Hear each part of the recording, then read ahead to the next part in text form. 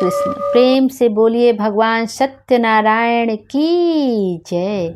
आइए आज के वीडियो में हम सत्यनारायण भगवान की व्रत कथा का श्रवण करेंगे। प्रेम से बोलिए सत्यनारायण भगवान की जय। श्री सत्यनारायण व्रत कथा पहला अध्याय। एक समय नैमिषारण्य तीर्थ में सौनक आदि 88,000 ऋषियों ने श्री सूत जी से पूछा, हे प्रभु, इस कलयुग में वेद विद्या रहित मनुष्यों को प्रभु भक्ति किस प्रकार मिलेगी तथा उनका उद्धार कैसे होगा। इसलिए हे मुनि, कोई ऐसा तप कहिए जिससे थोड़े समय में पुण्य प्राप्त होवे तथा मनोवांछित फल मिले। वह कथा सुनने की हमारी इच्छा है। सर्वशास्त्र ज्ञाता श्री सूत जी बोले, हे वैष्णवों में पूज्य, आप सबने प्राणियों के हित की बात पूछी है। अब मैं उस श्रेष्ठ व्रत को आप लोगों से कहूँगा जिस व्रत को नारद जी ने लक्ष्मी नारायण से पूछा था और लक्ष्मीपति ने मुनि श्रेष्ठ नारद से कहा था। सो ध्यान से सुनो। एक समय योगी राज नारद जी दूसरों के हित की इच्छा से अनेक लोकों में घूमते हुए मृत्युलोक में आ पहुँचे। यहाँ अनेक योगियों में जन्मे हुए प्रायः सभी मनुष्यों को अपने कर्मों द्वारा अनेक दुखों से पीड़ित देखकर सोचा, किस यत्न के करने से निश्चय ही प्राणियों के दुखों का नाश हो सकेगा। ऐसा मन में सोचकर विष्णु लोक को गए। वहाँ श्वेत वर्ण और 4 भुजाओं वाले देवों के ईश नारायण को देखकर, जिनके हाथों में शंख चक्र गदा और पद्म थे तथा वरमाला पहने हुए थे, स्तुति करने लगे। हे भगवान, आप अत्यंत शक्ति से संपन्न हैं। मन तथा वाणी भी आपको नहीं पा सकती। आपका आदि मध्य अंत नहीं है। निर्गुण स्वरूप सृष्टि के आदिभूत व भक्तों के दुखों को नष्ट करने वाले हो, आपको नमस्कार है। नारद जी से इस प्रकार की स्तुति सुनकर विष्णु भगवान बोले, हे मुनि श्रेष्ठ, आपके मन में क्या है? आपका किस काम के लिए आगमन हुआ है? निसंकोच कहिए। तब नारद मुनि बोले, मृत्युलोक में सब मनुष्य जो अनेक योनियों में पैदा हुए हैं, अपने अपने कर्मों के द्वारा अनेक प्रकार के दुखों से दुखी हो रहे हैं। हे नाथ, मुझ पर दया रखते हैं तो बतलाइए कि उन मनुष्यों के सब दुख थोड़े ही प्रयत्न से कैसे दूर हो सकते हैं। श्री भगवान जी बोले, हे नारद, मनुष्यों की भलाई के लिए तुमने बहुत अच्छी बात पूछी है। जिस काम को करने से मनुष्य मोह से छूट जाता है वह मैं कहता हूँ, सुनो। बहुत पुण्य देने वाला स्वर्ग तथा मृत्युलोक दोनों में दुर्लभ एक उत्तम व्रत है। आज मैं प्रेमवश होकर तुमसे कहता हूँ, सत्यनारायण का यह व्रत अच्छी तरह विधि पूर्वक करके मनुष्य आयु पर्यंत यहाँ सुख भोग कर मरने पर मोक्ष को प्राप्त होता है। श्री भगवान के वचन सुनकर नारद मुनि बोले कि उस व्रत का फल क्या है, क्या विधान है और किसने यह व्रत किया है और किस दिन यह व्रत करना चाहिए, विस्तार से कहिए। भगवान बोले, दुख शोक आदि को दूर करने वाला, धन धान्य को बढ़ाने वाला, सौभाग्य तथा संतान को देने वाला यह व्रत सब स्थानों पर विजयी करने वाला है। भक्ति और श्रद्धा के साथ किसी भी दिन मनुष्य श्री सत्यनारायण की प्रातः काल के समय ब्राह्मणों और बंधुओं के साथ धर्मपरायण होकर पूजा करे। भक्ति भाव से नैवेद्य केले का फल, घी, दूध और गेहूं का चूर्ण सवाया लेवे। गेहूं के अभाव में साठी का चूर्ण, शक्कर तथा गुड़ ले और सब भक्षण योग पदार्थ जमा करा के भोजन को भगवान को अर्पण कर देवे तथा बंधुओं सहित ब्राह्मणों को भोजन करावें। तत्पश्चात स्वयं भोजन करें। नित्य गीत आदि का आचरण कर सत्यनारायण भगवान का स्मरण करते हुए समय व्यतीत करें। इस तरह व्रत करने पर मनुष्यों की इच्छा निश्चय पूरी होती है। विशेषकर कली काल में भूमि पर, यही मोक्ष का सरल उपाय है। बोलिए सत्यनारायण भगवान की जय। पहला अध्याय यहीं पर समाप्त हुआ। दूसरा अध्याय। सूत जी बोले, हे ऋषियों, जिसने पहले समय में इस व्रत को किया है उसका इतिहास कहता हूँ, ध्यान से सुनो। सुंदर काशीपुरी नगरी में एक अत्यंत निर्धन ब्राह्मण रहता था। वह भूख और प्यास से बेचैन हुआ नित्य पृथ्वी पर घूमता था। ब्राह्मणों से प्रेम करने वाले भगवान ने ब्राह्मण को दुखी देखकर बूढ़े ब्राह्मण का रूप धर उसके पास जा आदर के साथ पूछा, हे विप्र, नित्य दुखी हुआ पृथ्वी पर क्यों घूमता है? हे श्रेष्ठ ब्राह्मण, यह सब मुझसे कहो, मैं सुनना चाहता हूँ। ब्राह्मण बोला, मैं निर्धन ब्राह्मण हूँ, भिक्षा के लिए पृथ्वी पर फिरता हूँ। हे भगवान, यदि आप इसका उपाय जानते हो तो कृपा कर कर कहें। वृद्ध ब्राह्मण बोला कि सत्यनारायण भगवान मनवांछित फल देने वाले हैं, इसलिए हे ब्राह्मण, तू उनका पूजन कर, जिसको करने से मनुष्य सब दुखों से मुक्त होता है। ब्राह्मण को व्रत का सारा विधान बतलाकर बूढ़े ब्राह्मण का रूप धारण करने वाले सत्यनारायण भगवान अंतर्ध्यान हो गए। जिस व्रत को वृद्ध ब्राह्मण ने बतलाया है, मैं उस व्रत को करूंगा, यह निश्चय करने पर उसे रात में नींद भी नहीं आई। वह सवेरे उठ सत्यनारायण के व्रत का निश्चय कर भिक्षा के लिए चला।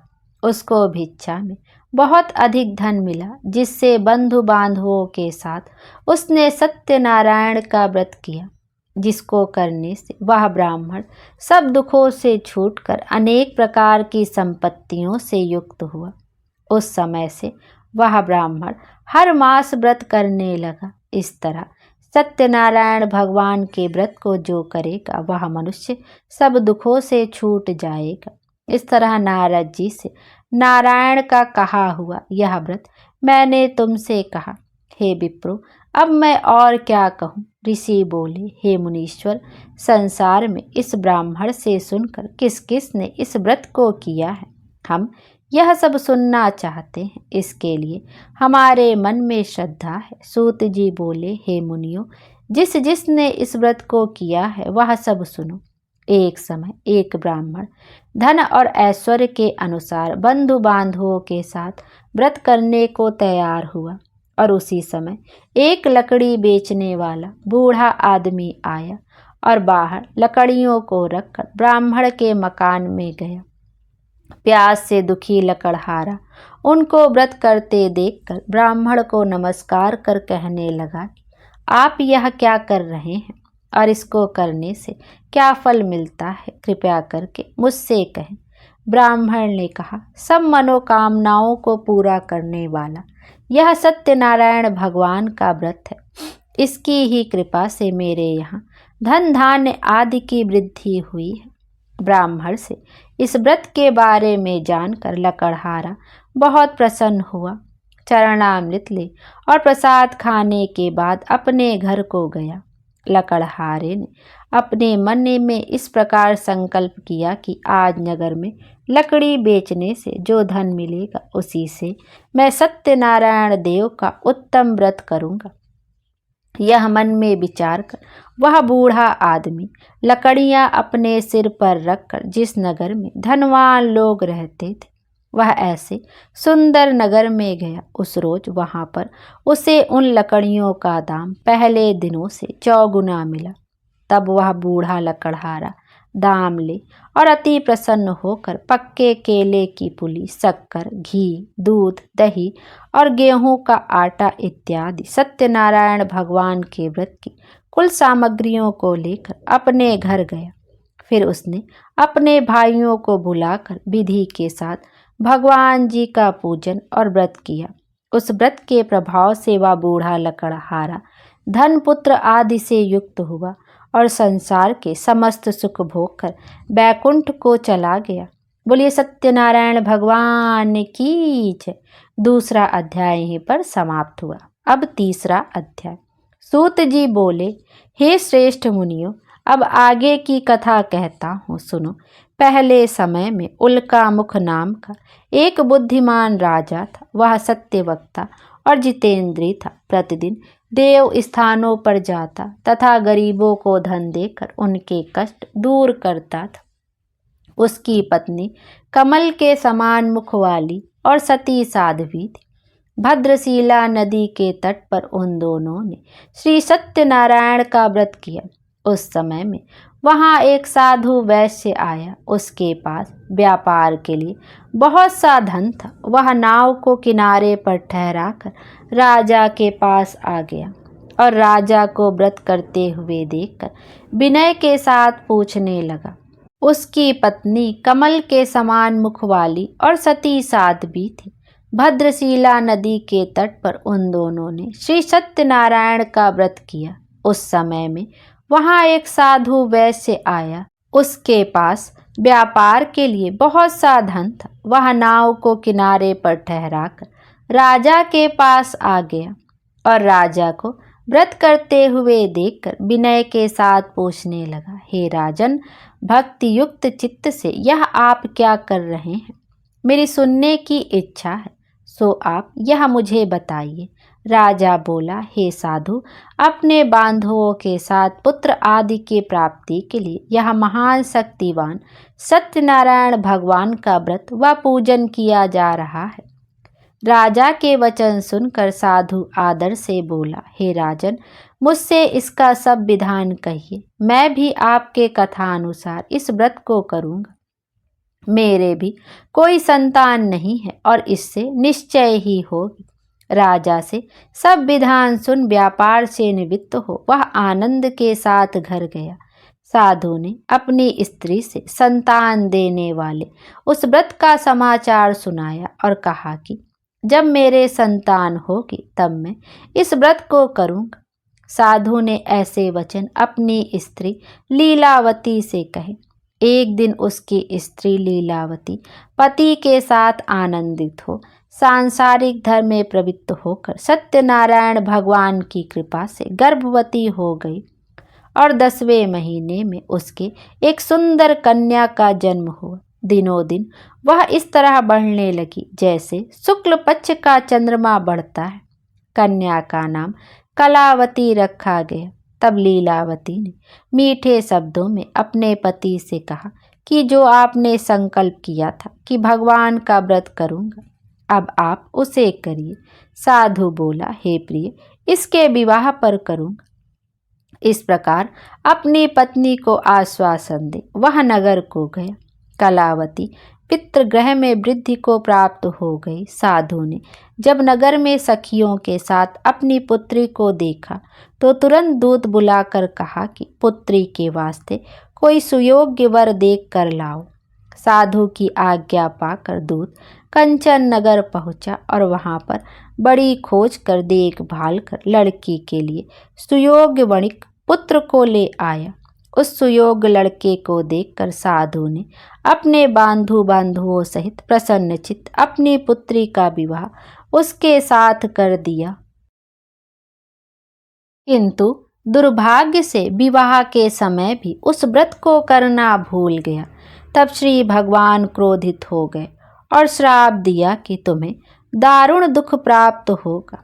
अपने कार्य में कुशल साधु बनिया जमाता सहित समुद्र के समीप स्थित रतनपुर नगर में गया। वहां दोनों ससुर जमाई चंद्रकेतु राजा के उस नगर में व्यापार करने लगे।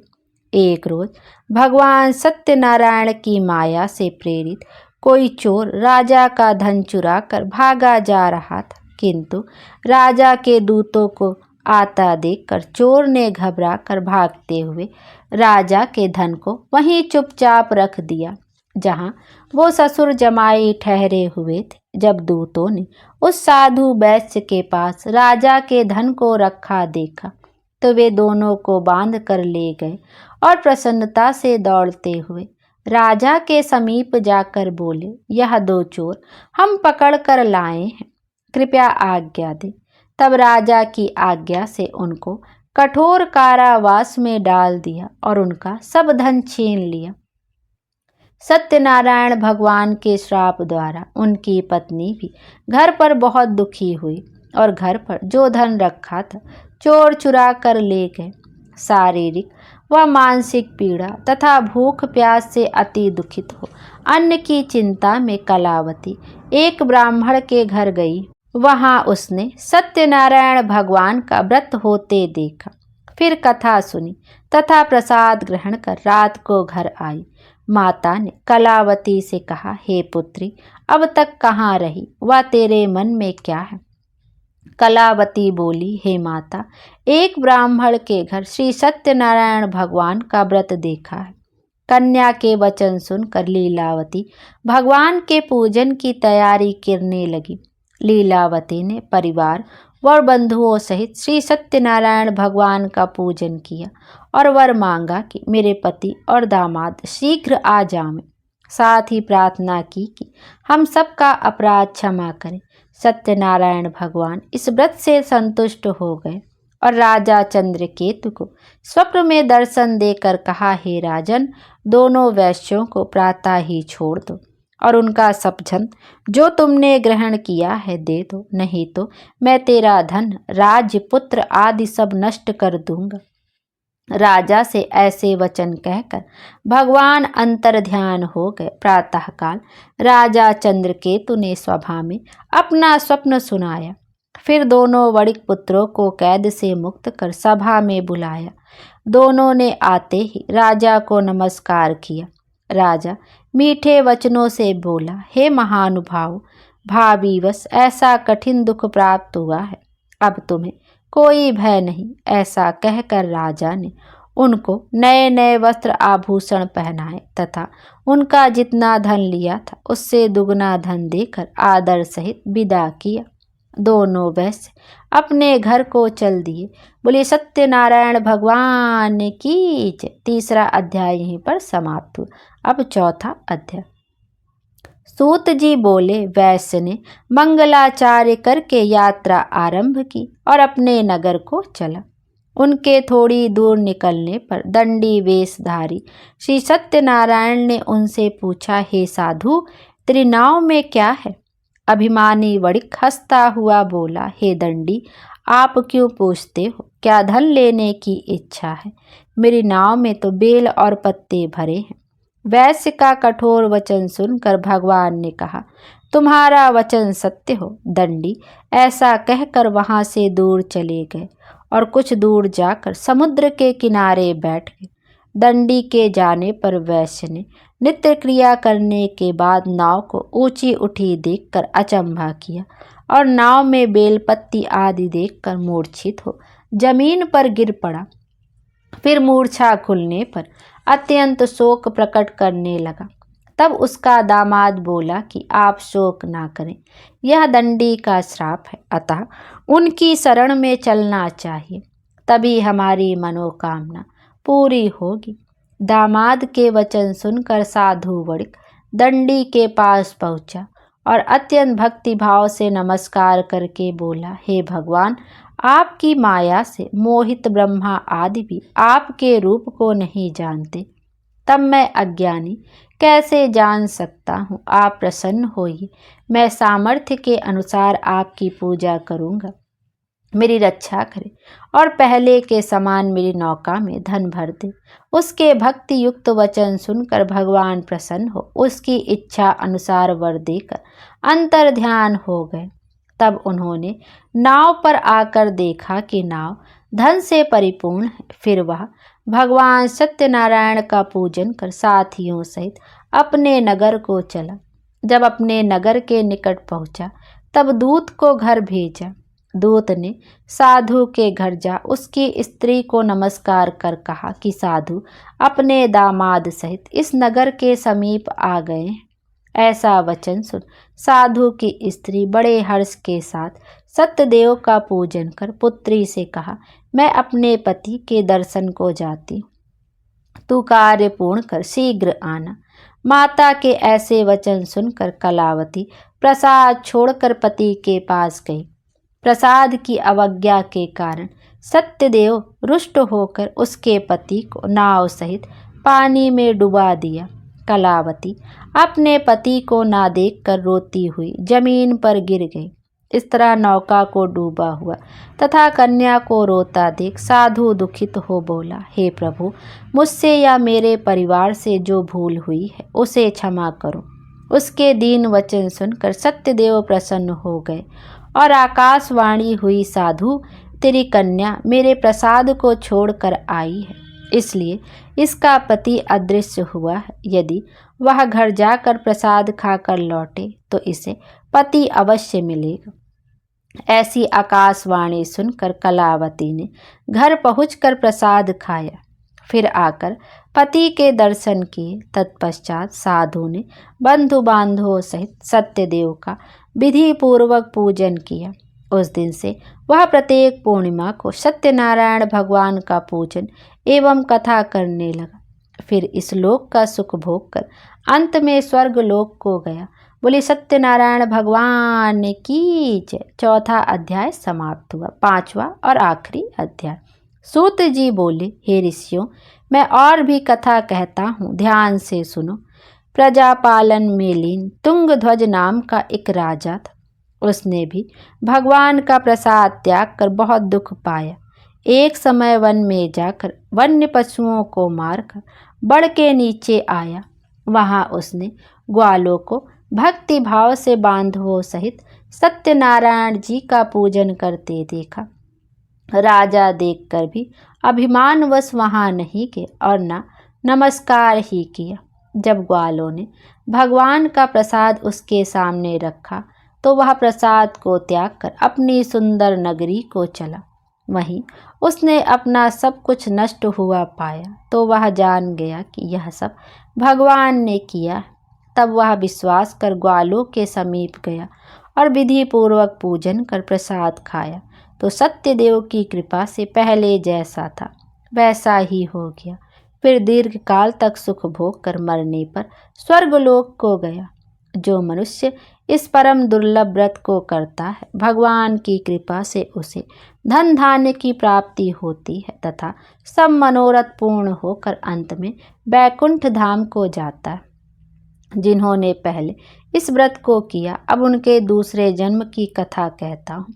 वृद्ध सतानंद ब्राह्मण ने सुदामा का जन्म लेकर मोक्ष को पाया। उल्का मुख नाम का राजा दशरथ होकर बैकुंठ को प्राप्त हुआ। साधु नाम के वैश्य ने मोर ध्वज बनकर अपने पुत्र को आरे से चीरकर मोक्ष को प्राप्त किया। महाराज तुंगध्वज ने स्वयंभू होकर भगवान में भक्ति युक्त कर्म कर मोक्ष प्राप्त किया। बोलिए विष्णु भगवान की जय। सत्यनारायण भगवान की जय। सत्यनारायण व्रत कथा समाप्त। बोलिए सत्यनारायण भगवान की जय। आइए अब सत्यनारायण भगवान की आरती का भी श्रवण करते हैं। और जो आपने अपने हाथ में अक्षत और पुष्प लिया है वो आप भगवान के चरण कमलों में समर्पित कर दें। उसके बाद आप घी से आरती कर सकते हैं या कपूर से भी आरती कर सकते हैं। जय लक्ष्मी रमणा स्वामी, जय लक्ष्मी रमणा। सत्यनारायण स्वामी जन पातक हरणा। जय लक्ष्मी रमणा। रत्न जड़ित सिंहासन अद्भुत छवि राजे। नारद करत निराजन घंटा ध्वनि बाजे। जय लक्ष्मी रमणा। प्रगट भये कलि कारण द्विज को दर्श दियो। बूढ़ो ब्राह्मण बनकर कंचन महल कियो। जय लक्ष्मी रमणा। दुर्बल भील कठारो इन पर कृपा करी। चंद्रचूड़ एक राजा जिनकी विपत हरी। ओम जय लक्ष्मी रमणा। वैश्य मनोरथ पायो श्रद्धा तज दीनी। सो फल भोग्यो प्रभु जी फिर स्तुति कीनी। जय लक्ष्मी रमणा। भाव भक्ति के कारण छिन छिन रूप धर्यो, श्रद्धा धारण कीनी तिनको काज सरो, जय लक्ष्मी रमणा। ग्वाल बाल संग राजा वन में भक्ति करी, मन वांछित फल दीनो, दीन दयाल हरि, ओम जय लक्ष्मी रमणा। चढ़त प्रसाद सवाया, कदली फल मेवा, धूप दीप तुलसी से राजी सतदेवा, जय लक्ष्मी रमणा। श्री सत्यनारायण जी की आरती जो कोई नर गावे, कहत शिवानंद स्वामी मन वांछित फल पावे, जय लक्ष्मी रमणा। स्वामी जय लक्ष्मी रमणा। बोले सत्यनारायण भगवान की जय। आइए अब विष्णु जी की आरती का भी श्रवण करते हैं। ओम जय जगदीश हरे, स्वामी जय जगदीश हरे, भक्त जनों के संकट क्षण में दूर करे, ओम जय जगदीश हरे। जो ध्यावे फल पावे, दुख बिन से मन का, सुख संपत्ति घर आवे, कष्ट मिटे तन का, ओम जय जगदीश हरे। मात पिता तुम मेरे, शरण गहूँ मैं किसकी, तुम बिन और न दूजा, आस करूँ मैं जिसकी, ओम जय जगदीश हरे। तुम पूरन परमात्मा, तुम अंतर्यामी, पार ब्रह्म परमेश्वर, तुम सबके स्वामी, ओम जय जगदीश हरे। तुम करुणा के सागर, तुम पालन करता, मैं मूरख खल कामी, कृपा करो भरता, ओम जय जगदीश हरे। तुम हो एक अगोचर, सबके प्राणपति, किस विध मिलूं दया मैं, तुमको मैं कुमति, ओम जय जगदीश हरे।